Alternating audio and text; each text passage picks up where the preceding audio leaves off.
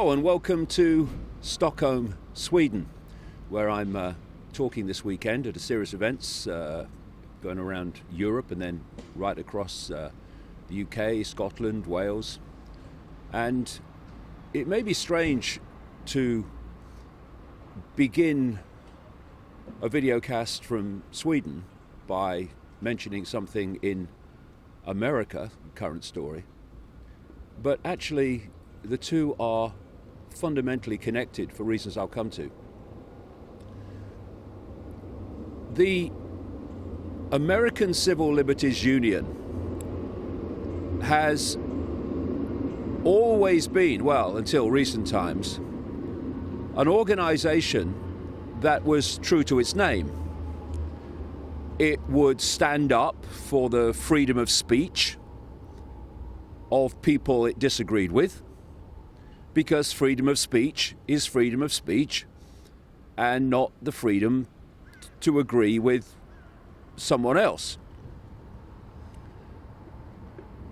And it's also stood for the basic right to be considered innocent until proven guilty.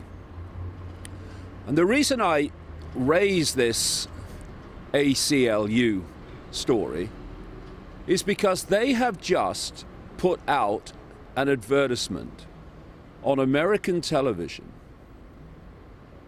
The American Civil Liberties Union basically equating Judge Brett Kavanaugh with people like Bill Cosby, of course, convicted of sexual abuse of women, and others who have been convicted. And they are equating the two in this advertisement. And the reason that's of enormous importance and how it relates to Sweden, I'll come to in a second, is because the mob, because that's what it is, the mob, the so-called progressive mob, which is as illiberal as you could imagine now, the mob has taken over the Civil Liberties Union. And the fact then is that the ACLU that once stood up to the mob has now become part of the mob. And that's where this world is going. Into a situation where those of the so-called political left, which is where, before I saw politics for what it was, a total hoax, I was brought up in a what would be called a politically left home on a council estate in Leicester. But the left and the truly liberal left that I knew has been hijacked by this mob that calls itself progressive. And so instead of going on marches, as they did in the 60s, demanding freedom of speech, this mob, which has hijacked the old left and the old liberal left, not least thanks to the tens of billions of dollars pumped into it by George Soros, the billionaire financier who couldn't give a damn about civil liberties and couldn't give a damn about social justice, and that's come from his own mouth before all this started. So now we have this mob that's hijacked the traditional left, going on protests to demand that freedom of speech is denied. And only their opinions, ludicrous as they are, most of them, are valid and can be allowed to circulate. And what it means is that irony of bloody ironies, the mob which constantly screams fascist, bigot in every direction, is imposing its will using the very same methodology and techniques of the Nazis and people like Joseph Goebbels, the propaganda minister of the Nazis. And one of the things that Goebbels said about how to impose your will and block the rights of others is so apt today. He said, accuse your opposition of what you are doing. And again, what an irony that the propaganda minister of the Nazis can come out with a phrase that so monumentally describes what is happening today and the techniques and methods of this so-called progressive, regressive, aggressive mob. And if we submit to it, then freedom is over. And any right to what is called democracy is over. We have a situation in America in the last few weeks, still ongoing as I speak, where someone can come out and accuse another of a horrible act, which is her right. But what followed was not questioning to establish if what is claimed is true. And the more days that pass, the more holes in that story appear. No. You can't question someone to see if they're telling the truth about someone else. You have to assume that they're telling the truth because the person being accused is someone you want to be perceived as guilty, not because he is or isn't, but because it suits your political agenda to stop him getting on the Supreme Court. This is the technique of the mob. In any point in history, the mob mentality that hung black people in the United States because they were black. That mob. No justice, no questioning, no fairness, just what the mob wants, what the mob decides the mob will have and the mob will do.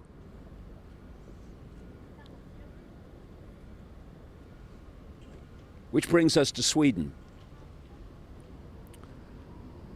I've been to Sweden many times over a long period of time. And the Sweden today is not the Sweden that used to be, and the change has been very quick. Because there is an element of Swedish society that would call itself progressive. And what you see here is the same situation, the same techniques, the same methods that you find in the United States with the progressive mob. And that is, only their opinion matters. Only if you agree with them can you, with validity, have freedom of expression. And because of this, talking to people in different times I've been here, they have become intimidated into not saying what they think because they fear repercussions and consequences from the mob. And what are they? When refugees, genuine refugees, are fleeing war, not least wars started by the governments of the West, I'm the first one to say we have to help them, we have to look after them. We have to look upon that in a humane, empathetic way. But that is not the same as has happened in Sweden in recent years, of just opening the door to anyone without checks, without any understanding or knowledge of their personality, their background, their attitudes. Having people come in claiming that they are children when they have beards and they're big muscular people. I think there's probably more to know there. Just let anyone in. And one of the great aspects of the progressive, regressive, aggressive mob is this addiction to virtue signaling. So the idea is not to look at facts and realities. It's to say, look at the heart on my sleeve. Look at what a wonderful person I am. So facts and realities are irrelevant. Virtue signaling to others in the mob is all that matters. And therefore, instead of intelligently, maturely looking at the reality of what has happened in terms of this mass immigration into Sweden, biggest per capita immigration into any country in Europe, and looking at, okay, there's refugees in trouble here thanks to wars that the West has created, actually on purpose, if you really do the research, to make this happen. But that's too deep for progressives. Oh God, there's facts involved. So instead of looking at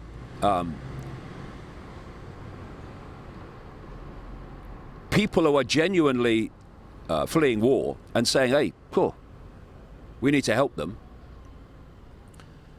it's a case of open the doors to anyone in any circumstances,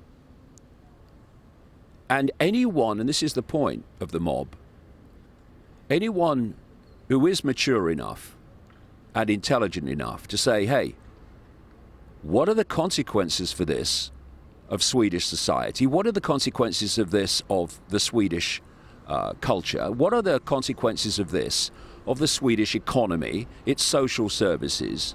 It used to be one of the best, if not the best in the world. What are the consequences for that of just opening the doors to everybody? But instead of saying, yeah, well, you know, that's obviously true. I mean, we do have to look at this. No. If you say that, then according to the progressive mob, you are by definition a racist, a bigot, and a Nazi. And just my opinion, I think the, quote, progressive Prime Minister of Sweden, who has overseen this, should not be in Parliament, should be in jail for imposing a transformation of Sweden in so many areas without even considering the views of so many Swedish people.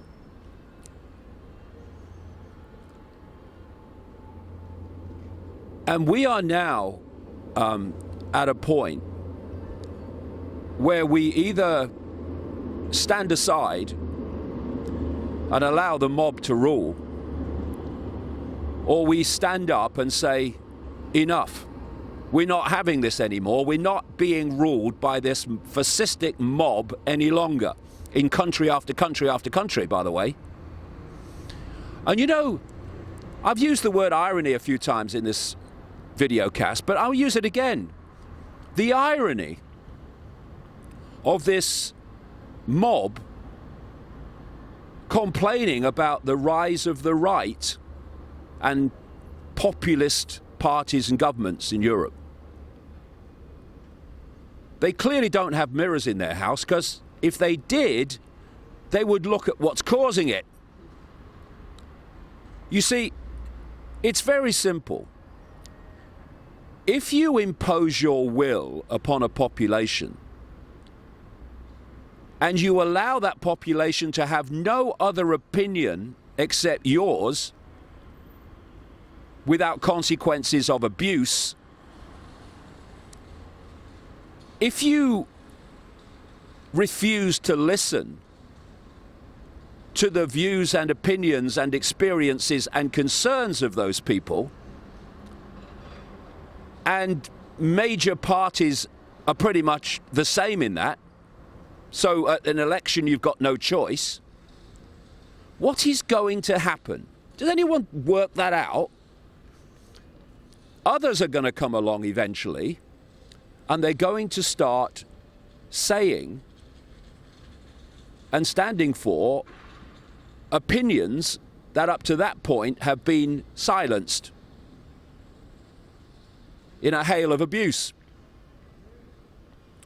And people, funnily enough, who've had their voice silenced before are going to vote for them. And then what happens? The mob that's created this situation says, oh, the rise of the right, oh, populist parties. Well, populist really comes from the word popular, doesn't it? They might ask why these parties are becoming more and more popular, while the mob and what it represents is becoming more and more unpopular. And if, we're going to protect freedom anywhere in the world, then people who care about freedom have got to stand up, have some backbone, and speak out in its defense and refuse to be intimidated into silence. And if the mob does not want the rise of so-called right-wing parties and populist parties, then they might have the humility, at last, to think that maybe their opinion is not the only one that's valid, and therefore to start listening to other opinions from people who live in the same world they do, the same society they do, and should have the same right to their opinion that they do. This really is a pivotal point in human society, and it's time to choose which way we go.